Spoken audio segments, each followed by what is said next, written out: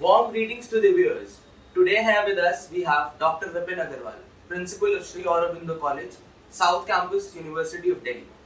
As the common consensus says, he is a very hardworking and a diligent individual. First of all, a very good morning to you, sir. It's really a pleasure to have you with us here today. So, beginning with the interview now, your first question is, how has your tenure as a principal of this college been so far? See, I live in midst of the young people like you and intelligent people like you. So it's always a pleasure. Every day is a challenge and every day is a pleasure. So my tenure has been aggregation of such pleasure and challenges. That's great to hear, sir. So, sir, where do you see this college in academics and extracurriculars 5 years down the lane? See, my dream is to make this college among the top 5 colleges of the Delhi University. We are working on front, whether it is academics, whether it is culture, whether it is sports. We are working on all the fronts. And I'm very sure this college is a bringing college and will be among the top colleges of the university. So we really hope we can fulfill that dream as well. We will. Students have a greater role in it. So, sir, as we all know, this is a public institution, and it's a well-known fact in India that working in a public institution, be it any sector, it's a tough going for the people who are heading the departments, right? So even you might have faced some obstacles as being the principal of this college. So would you like to comment on some of those problems and how did you overcome them? It would be really great to know about it. See, basically there are different agencies with whom we have to deal. Yeah. And there are different social and institutional pressure groups with whom we have to deal. Yes, sir. So each agency and each social groups, they have their own interests. And we have to coordinate among these agencies and these pressure groups. So these are the biggest challenges which we face on day-to-day basis in public sector organizations. Okay. So how did you coordinating these agencies? Coordination. So that's been a mantra for success, right? So do you do yoga? Yeah, in the morning time. Okay. That's 5:30 to 6:30 is fixed. Oh, that's good. So that's the second mantra for such good coordination and hard work. So, sir, as we all know, the higher education in India misses the practical aspect. But the private institutions do strive for it. They provide for educational trips and training prospects. The public institutions to some extent seem to miss this. See, sometimes the funding in the finance becomes the problem. And in the private organization, if you compare what they charge, because the very purpose of the public sector organization is to target the person who is the last in the line. Right? Because free education should be provided to each and everybody.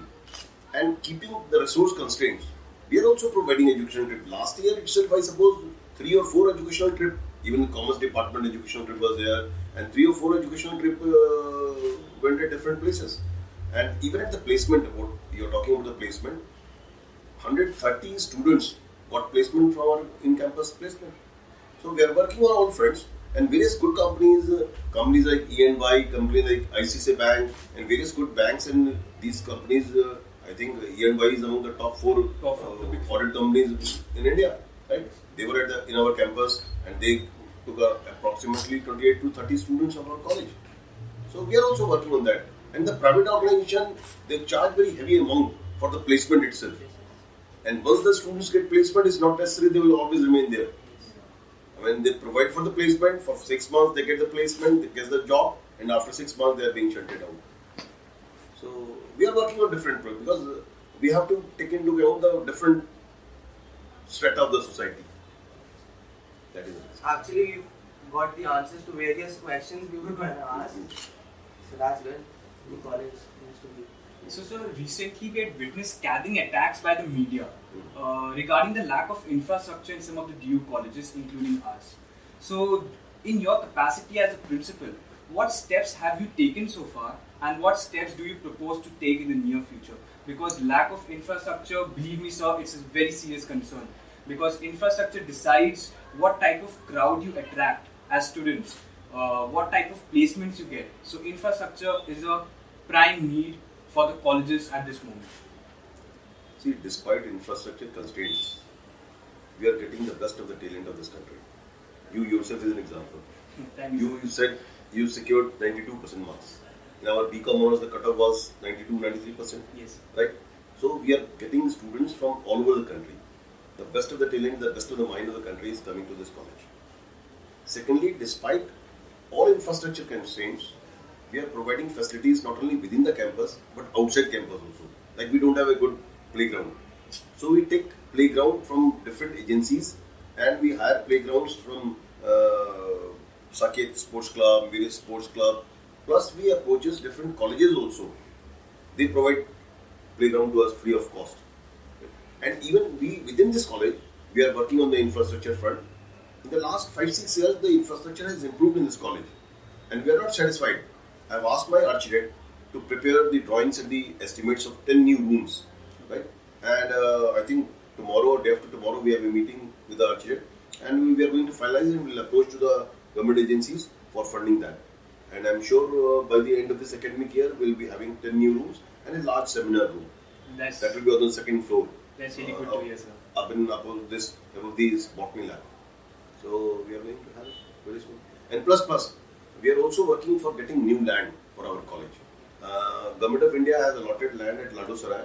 There are certain encroachment issues involved there. So we are working on that. And in the last meeting with the DD officials, they have promised me that within 4 months they will make the boundary wall and hand over the position to us. So will we shift the college campus from here to there? Once the new building is being prepared. So it will take another 3 years. Once the DDA hand over the encroachment free land to us, within 3 years we will get the building constructed and then we will be shifting to the new campus. The land has already been allotted to us. Approximately 7 acres of land has been allotted to us. So sir, as the private and public college placement issues, you've already answered the question. We would like to end this interview on a positive note. What will be your message to the students of this college and the staff? See, I would like to quote Vivekananda. Recently we have celebrated the birth anniversary of Vivekananda. See, wake up, stand up. Till the last goal is being achieved. Rest not, till the last goal is achieved. So, this is the message for the students. We don't have to rest. Every day is a challenge, every day is a new day. And you have to make your short-term goals, you make your long-term goals, and work for that. I'm sure success will come. That's a wonderful message, sir. We need to work hard because, as it says, that if the river stops flowing, that becomes stagnant, right? So you need to keep working hard, so we keep getting better and better day by day. And even my experience of life is that once you decide your target, sooner or later, very intelligent people get it very quickly. Yeah. Yes. People with mediocre intelligence, they take some time, but you tend to get it. This is my experience. Yes, that's true. So, sir, it was really a pleasure to have you with us again. Thank you very much. Thank you for giving us your precious time. Thanks to the viewers as well. Hope to see you again. Thank you.